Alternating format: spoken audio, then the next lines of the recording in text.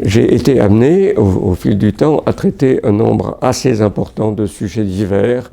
Je ne peux pas faire une liste exhaustive, mais je peux sélectionner quand même les sujets qui m'ont le plus retenu, pour lesquels j'espère avoir fait au moins un petit apport. Au début, je pense que les sujets qui m'ont mobilisé en premier lieu ont concerné l'Écriture sainte, la Bible, et son interprétation. J'ai pas mal travaillé sur la question de l'infaillibilité, inspiration plénière des Écritures. Et cela, j'ai continué à m'y intéresser jusqu'à ce jour.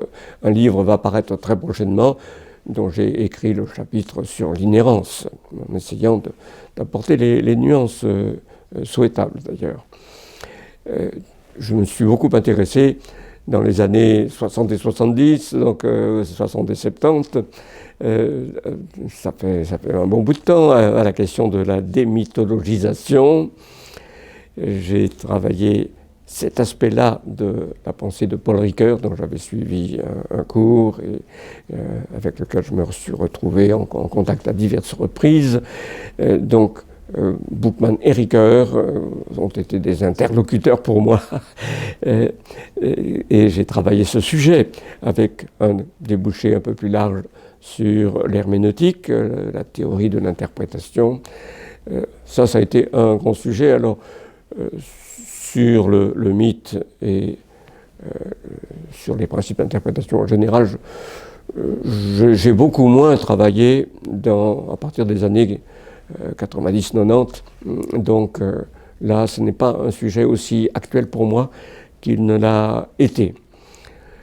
Un sujet sur lequel aussi j'ai dû travailler au moins un peu, parce que j'enseignais un cours d'histoire de la philo, c'est le sujet de la philosophie chrétienne, et j'ai en gros suivi la voie de la théologie dont Abraham Kuyper, l'homme d'État, théologien, prédicateur, journaliste aussi, hollandais, qui a tellement marqué la fin du XIXe siècle et du XXe siècle, dont il a été le fondateur.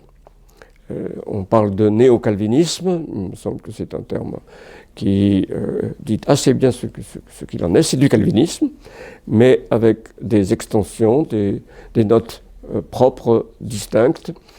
Alors je me suis intéressé à au moins deux des penseurs clés de cette tradition kuiperienne, le philosophe hollandais Herman Dooyeweerd et l'apologète d'origine hollandaise, il a immigré enfant, mais américain, des États-Unis, Cornelius Van Til.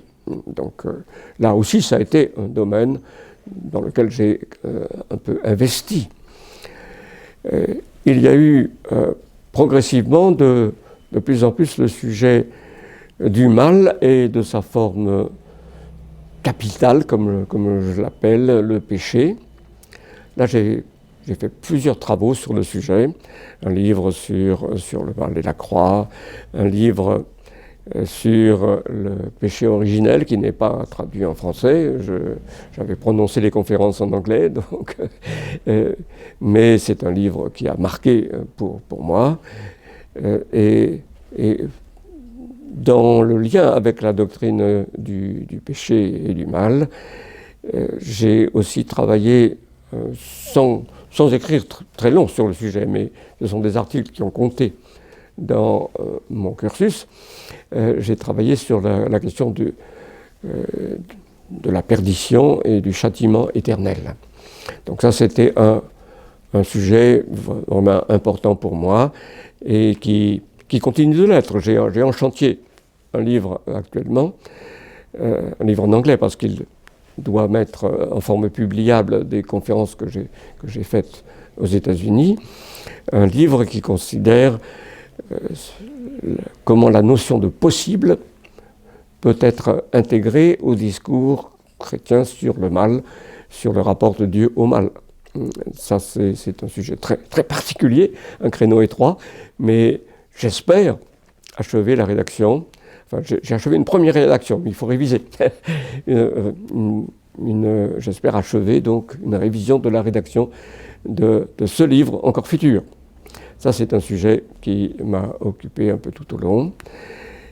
Et le dernier grand sujet sur lequel j'ai beaucoup travaillé, mais peu publié, parce que j'espérais écrire vraiment un gros livre, une somme, une thèse doctorale peut-être d'abord, finalement je n'ai pas pu le faire, sur les sacrements.